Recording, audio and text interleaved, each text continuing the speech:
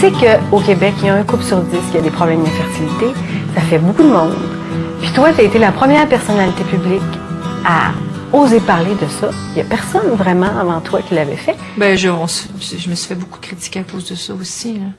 Tu sais, quand je parle de quelque chose, tu peux être critiqué dans la vie à être un livre fermé puis que le monde te court après parce qu'ils peuvent jamais rien savoir de toi.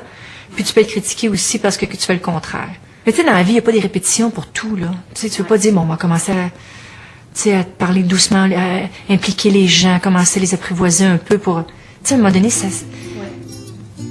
ça peut t'arriver.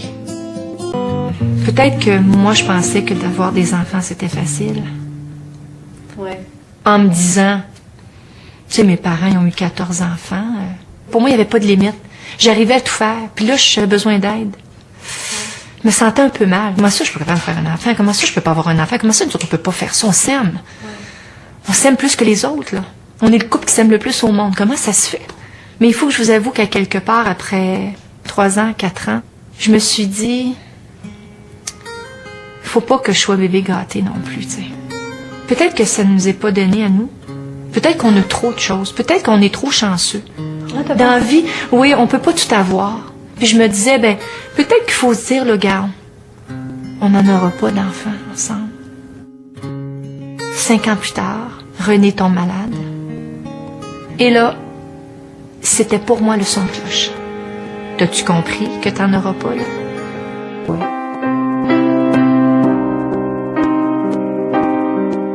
Mon gynécologue, les médecins de René ont posé la question à quelques reprises. Vous essayez d'avoir un enfant. Vous venez d'être diagnostiqué avec un cancer. Nous vous suggérons de peut-être prendre des procédures pour mettre en banque le sperme de votre mari. On y croyait encore. La vie, c'est plus fort que tout. On y croyait encore. Alors, je me suis fait des petites injections. Que tu faisais toi-même. Que je me faisais moi-même. Et ça, c'est une petite capsule, une toute petite aiguille, on sent presque rien. Et il fallait garder cette petite capsule au frais. Il fallait pas qu'elle gèle, il fallait pas qu'elle ait chaud. Mais là, on voyageait, puis j'avais ça dans mon sac, puis là, j'étais tout le temps... Écoute, ma sacoche, j'ai jamais eu peur de me la faire voler, là. Mais là... ma carte de crédit, c'est pas grave. Mais ma petite capsule avec du liquide dedans.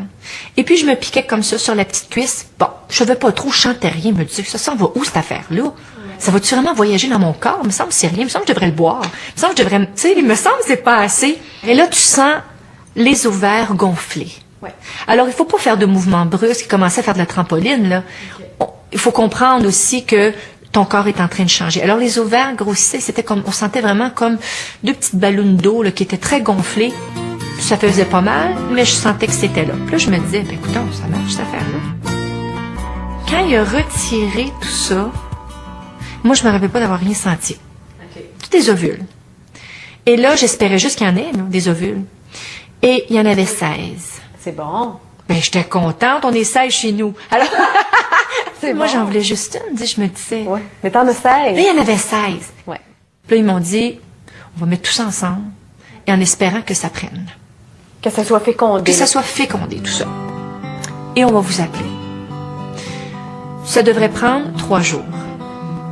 Écoute, je vais probablement pas respirer pendant 3 jours.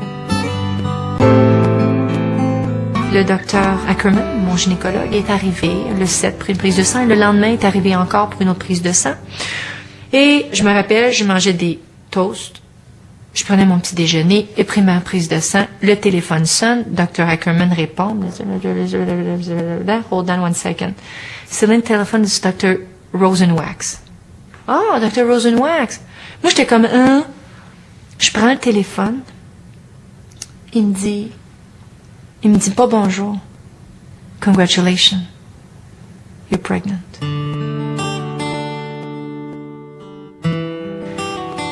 J'ai même pas dit. Je me rappelle pas d'avoir rien dit. J'ai laissé tomber le téléphone, je suis revenue m'asseoir, j'ai mis mes 2 mains dans mon visage.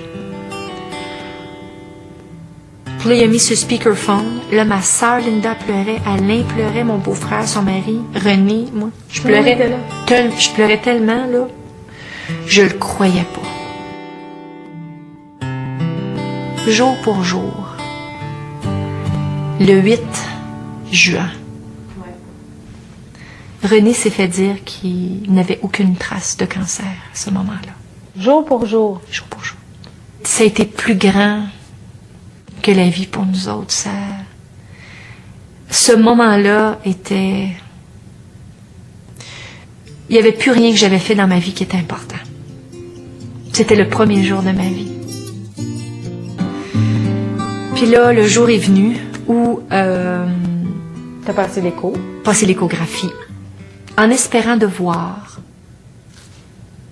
un petit clin d'œil, un petit cœur qui battait. Puis quand ils ont dit « Here it is », « Here it is », il y a un petit cœur. J'ai même pas regardé, j'ai fait ça comme ça. On voit le petit cœur, il y en a un, puis on va regarder voir s'il y en a un autre. Moi, j'étais rendue maintenant, j'étais engourdie. J'étais engourdie. Là, j'ai finalement pu regarder, puis j'ai vu ce petit cœur. Puis je me suis dit, quelle fragilité, quel miracle, que la vie est extraordinaire. Et quand je suis allée à l'hôpital passer l'échographie, et qu'on s'est fait dire que c'était un petit garçon, que de larmes, bien sûr, que de bonheur. Et je me suis dit, j'ai dit à René, j'ai dit, est-ce que tu es content? Il me dit, écoute, je suis tellement content que ce soit un garçon. Ah, j'ai dit, pourquoi? Parce que tu as les deux, tu as deux garçons et une petite fille. Peut-être parce que tu veux qu'Anne-Marie reste ton petit bébé, ta petite fille chérie, peut-être. Il dit non. Parce que je sais que ce petit garçon-là va prendre soin de toi plus tard.